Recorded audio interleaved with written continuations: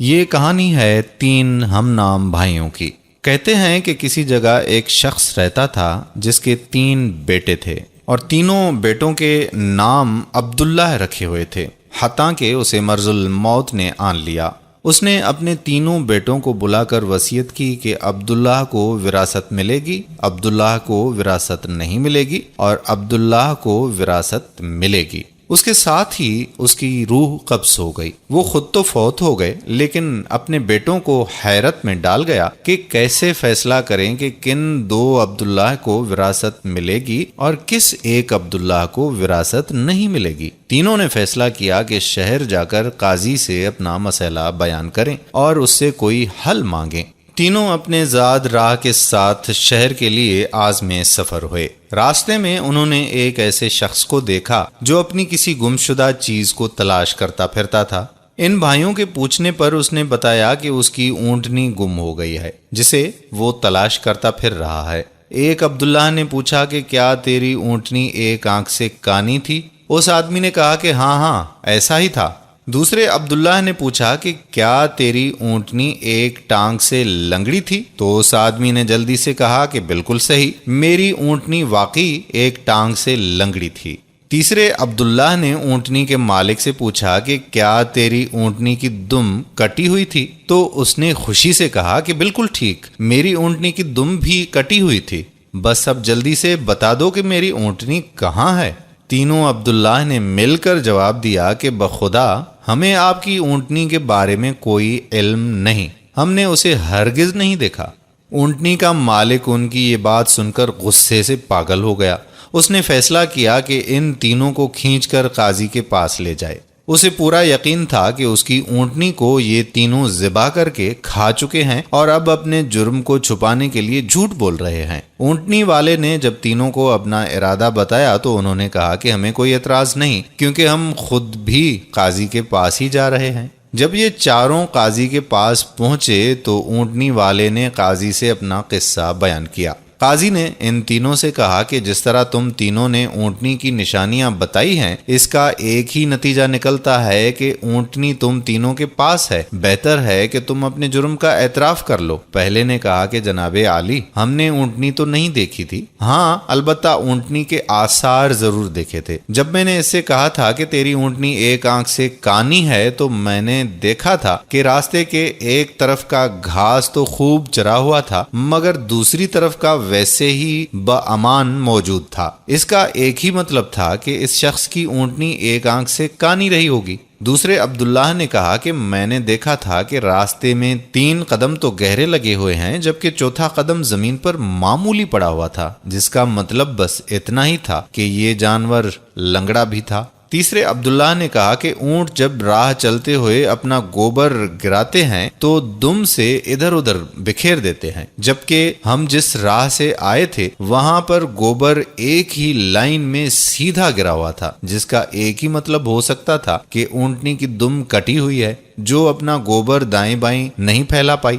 قاضی نے بغیر کسی دیر کے اس آدمی کی طرف دیکھا اور کہا کہ تم جا سکتے ہو، تمہاری اونٹنی ان لوگوں کے پاس نہیں ہے اور نہ ہی انہوں نے اسے دیکھا ہے۔ اونٹنی والے شخص کے جانے کے بعد ان تینوں بھائیوں نے قاضی سے اپنا قصہ بیان کیا، جسے سن کر قاضی بہت حیران ہوا۔ ان تینوں سے کہا کہ تم آج کی رات مہمان خانے میں ٹھہرو، میں کل تمہیں سوچ کر کوئی حل بتاؤں گا۔ یہ تینوں مہمان خانے میں جا کر ٹھہرے تو انہوں نے محسوس کیا کہ ان کی نگرانی کی جا رہی ہے۔ کچھ دیر کے بعد ان کے لیے کھانا لایا گیا جو گوشت کے پکے ہوئے سالن اور روٹیوں پر مشتمل تھا۔ پہلے نے کھانے کو دیکھتے ہی کہا کہ یہ سالن کتے کے گوشت کا بنا ہوا ہے۔ دوسرے نے کہا کہ روٹیاں جس عورت نے پکائی ہیں وہ حمل کے ساتھ اور پورے دنوں سے ہے۔ تیسرے نے کہا کہ یہ قاضی حرام کی اولاد ہے۔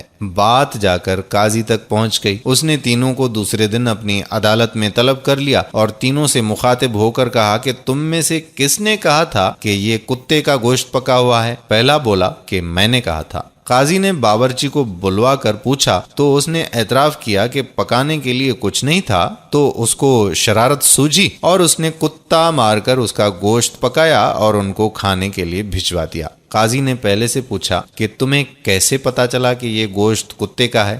تو اس نے بتایا کہ گائے، بکری یا اونٹ کے گوشت کے نیچے چربی لگی ہوتی ہے، جبکہ یہ سارا چربی نما تھا جس کے نیچے کہیں کہیں گوشت لگا ہوا تھا۔ قاضی نے کہا کہ تم وہ عبداللہ ہو جس کو اپنے باپ کے مال سے وراثت ملے گی۔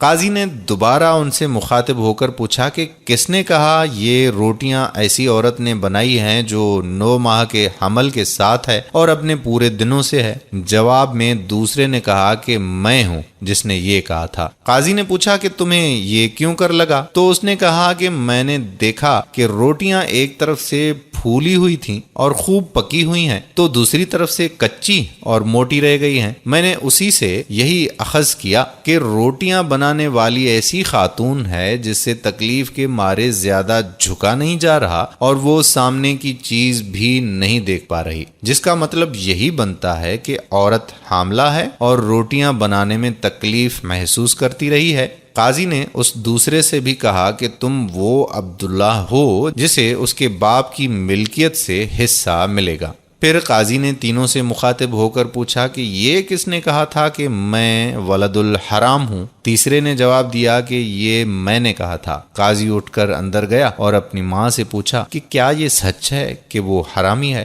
تو اس کی ماں نے کہا کہ یہ سچ ہے کہ تم حرام کے ہو۔ قاضی نے واپس آ کر اس تیسرے عبداللہ سے پوچھا کہ تمہیں کیوں کر معلوم ہوا کہ میں حرامی ہوں؟ تو اس نے جواب دیا کہ اگر تم حلالی ہوتے تو مہمان خانے میں ہم پر نگرانی نہ مقرر کرتے، نہ ہی کتے کا گوشت پکوا کر ہمیں کھانے کے لیے بھجواتے اور نہ ہی کچی روٹیاں کسی مظلوم عورت سے بنوا کر ہمیں کھلواتے۔ قاضی نے اس سے مخاطب ہوتے ہوئے کہا کہ تم وہ عبداللہ ہو جسے اس کے باپ کے مال سے ورثہ نہیں ملے گا۔ تیسرے نے حیرت کے ساتھ قاضی کو دیکھا اور پوچھا کہ مگر ایسا کیوں ہے؟ قاضی نے کہا کہ کیونکہ ایک حرامی ہی دوسرے ولد الحرام کو ٹھیک ٹھیک پہچان سکتا ہے، اور تم بھی میری طرح حرام کی اولاد ہو۔